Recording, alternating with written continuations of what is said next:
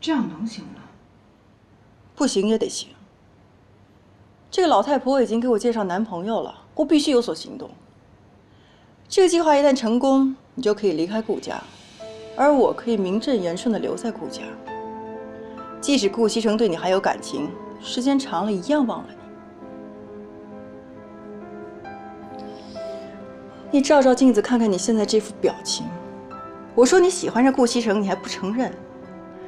不过承不承认也不重要了，你必须要听我的，不然我怎么把妈妈还给你啊？我凭什么相信你？你除了选择相信我以外，还有其他更好的办法吗？你放心，我说到做到。现在最重要的就是你怎么帮我完成计划。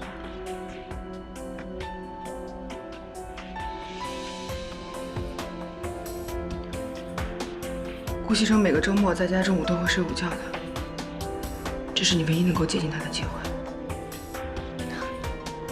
这就对了嘛。你放心，事成之后我就把妈妈的地址发送给你。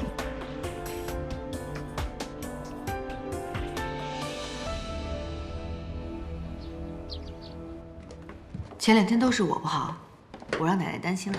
今天呢，我想请奶奶吃一顿饭，就算跟奶奶赔罪了，好不好？好，只要你们俩好好的，比什么都好。以后啊，有什么事儿要说出来，奶奶会给你做主的啊，可不要像前一阵那样，差点惹出事情来。我知道了，奶奶。走吧。